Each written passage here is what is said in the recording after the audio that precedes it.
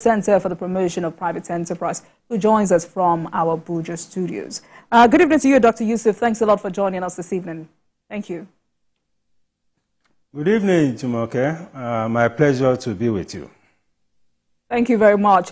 You know, the task of putting Nigeria on the path to economic prosperity is enormous, but not insurmountable. Economists like you have said, it requires transformational and drastic changes. The current administration, understanding this, introduced major policy shifts, what some may call shock therapy. So, for you, how are we doing as a country? Well, I think we are making some progress to the extent that we have initiated some very fundamental reforms, because we are dealing with an economic condition that has suffered several years of dysfunctionalities. And it will take some time to be able to redress some of these dysfunctionalities. For instance, if you take our oil and gas sector, for instance, for over a decade or even more, the refineries we have there had not functioned. And that has continuously put a lot of pressure on the fiscal operations of government. It has created very serious macroeconomic challenges over the years. Because if you look at the pressure on our foreign exchange, for instance, on our reserves, the biggest pressure is coming from the importation of petroleum products, which is an irony, because we are an oil-producing country. Mm. Then the oil and gas sector upstream has also suffered major setbacks. Again, this is a cumulative thing. Over the years, the situation with our oil and gas sector governance had deteriorated significantly. We had very serious issues with the policy environment. It took us almost 15 years to be able to come up with a Petroleum Industry Act, despite the series of complaints by investors in that sector. And that policy shortcoming was compounded by the problem of insecurity. The whole space became almost an ungoverned space, where there were all manner of atrocities, criminalities, theft, all manner of things were going on there. And here is a sector which is supposed to be a pillar of this economy, from the point of view of revenue and from the point of view of foreign exchange earnings. Then we had a foreign exchange environment that also suffers some very serious dysfunctionalities from a policy perspective. So many of these things had accumulated. We also had the problem of insecurity. Mm. So these are pressures that the administration inherited. And these are things that the reforms that the administration is dealing with is seeking to correct. But the challenge is that if you have a problem that had accumulated over almost 2 decades, you cannot correct it in 1 year.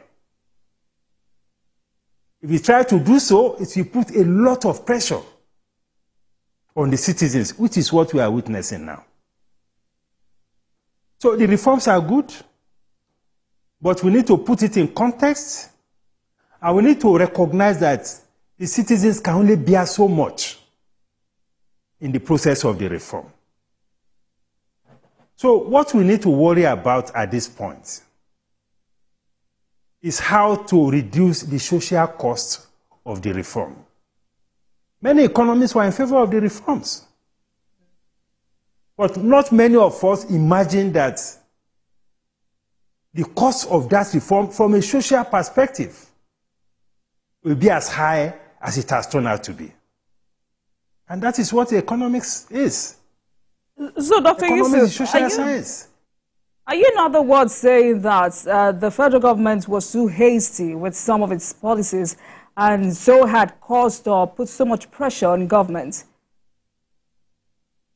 No, well, something like that. The point I'm making is that, you know, because of the peculiarities of our environment, because we are in an economy and we have a country where the social safety nets are extremely very, very weak, we need to make haste slowly. The reforms are good, but the citizens can absorb only so much because of the very weak social safety nets that we have. I mean, take the energy sector, for instance, and take the issue of the fuel subsidy. We know that the economy was bleeding profusely from the subsidy regime, and there was a need to correct it. A first major step was taken at the inception of the administration, which was fine. The citizens were still struggling to cope with that. Then subsequently, we had further reviews and further reviews. And when you look at the entire environment, you notice that unlike what you have in other climes, our public investment in public transportation is extremely very low. We have a transportation system that is almost 98% driven by the private sector. The private sector cannot offer you social pricing. They will offer you commercial pricing. And you know how central transportation is to the economy and to the ordinary people. So that was a major shock, both to businesses and to the citizens. So for that kind of sector, with the benefits of hindsight, I think we needed to have gone slowly. That is why I get worried about the latest review. Because already the citizens were almost overstretched. Then suddenly we had this 40% increase. So this kind of transition has to happen slowly because of the large number of vulnerable people that we have. So we don't want an economy or a reform process that will leave too many people behind. That is the point I'm making. The reforms are good. Yusuf. In one of the statements of the reform is something that I think we need to decelerate a bit.